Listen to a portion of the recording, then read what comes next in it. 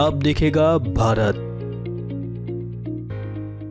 नमस्कार, मैं अंजना और आप देख रहे हैं अब देखेगा भारत। आइए बढ़ते हैं आज की बड़ी खबर की ओर। झांसी अग्निकांड हादसे में मुआवजे का ऐलान, मृतकों के परिजन को 5-5 लाख तो घायलों को 50,000 की आर्थिक मदद। झांसी के एक घातक अग्निकांड ने पूरे शहर को हिलाकर रख दिया। यह घटना झांसी जिले के एक व्यस्त इलाके में स्थित एक व्यावसायिक इमारत में हुई, जिसमें कई लोगों की जान चली गई और दर्जनों लोग घायल हो गए। आग के कारणों का अभी तक पता नहीं चल पाया है, लेकिन स्थानीय अधिकारियों का मानना है कि यह शॉर्ट सर्किट की वजह से हुआ हो सकता है।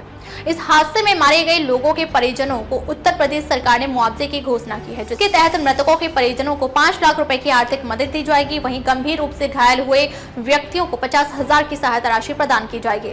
इस घटना ने राज्य सरकार, प्रशासन और जनता को गहरे शोक में डुबो दिया। मुख्यमंत्री योगी आदित्यनाथ ने इस घटना पर गहरी चिंता जताई और पीड़ित परिवारों के प्रति संवेदना व्यक्त की।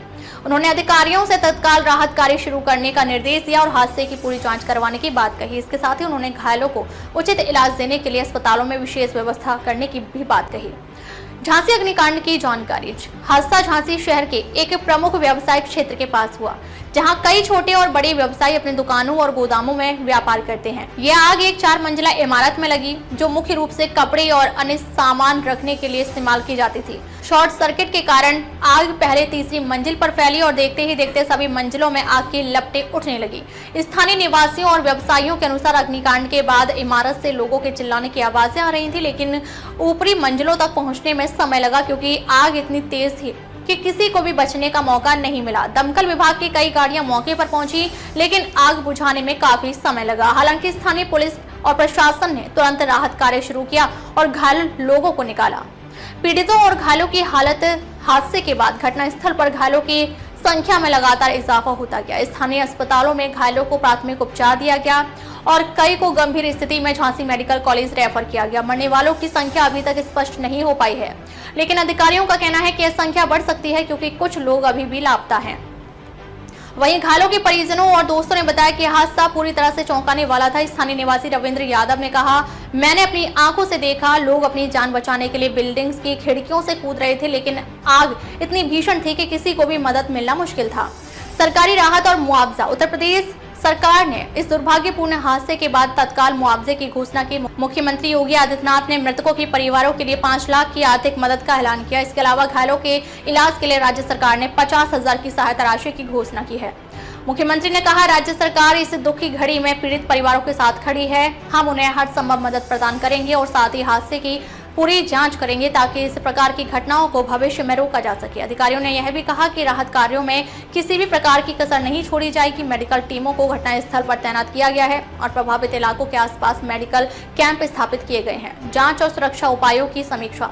मुख्यमंत्री ने इस हादसे के कारणों की जाँच के लिए एक उच्च स्तरीय समिति का गठन किया है, जो घटना के वास्तविक कारणों का पता लगाएगी। उन्होंने कहा कि इस घटना को लेकर कोई भी दोषी पाए जाने पर सख्त कार्रवाई की जाएगी। इसके साथ ही राज्य सरकार ने आगामी दिनों में सभी उच्च भवनों और व्यावसायिक संस्थाओं में सुरक्षा उपायों की समीक्षा करने का निर्णय लिया है। सुरक्षा मानकों की निगरानी बढ़ाने के उद्देश्य से उत्तर प्रदेश सरकार ने आग बुझाने के उपकरणों और सुरक्षा उपकरणों के मानकों को भी सख्त बनाने की योजना बनाई है। स्थानीय व्यवसायियों की प्रतिक्रिया।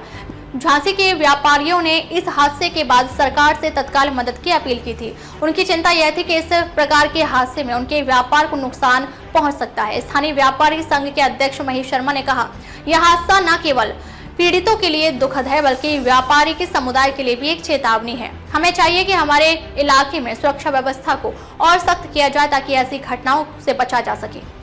समाज सेवी संस्थाओं और नागरिकों की मदद।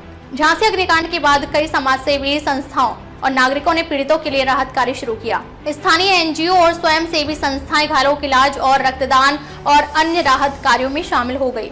लोगों ने स्वेच्छा से राहत सामग्री जैसे कि कपड़े, बर्तन और खाने पीने का सामान पीड़ितों तक पहुंचाया। स्थानीय निवासी अंजलि देवी ने कहा, हम सभी एक दूसरे की मदद के लिए आगे आए हैं। जब कोई हादसा होता है तो पूरा समाज एकजुट हो जाता है और यही आज हो रहा है। आग से बचाव के उपायों पर ध्यान। इस हादसे के बाद स्थानीय लोगों में सुरक्षा को लेकर जागरूकता बढ़ी है। कई लोग यह मांग कर रहे हैं कि भवनों में अग्नि सुरक्षा उपायों की जांच की जाए और सभी इमारतों में अग्निशमन यंत्रों की स्थापना अनिवार्य की जाए। झांसी के नागरिकों ने सोशल मीडिया पर इस बारे में कई पोस्ट किए और आग से बचाव के उपायों को लेकर प्रशासन से सख्त कदम उठाने की अपील की।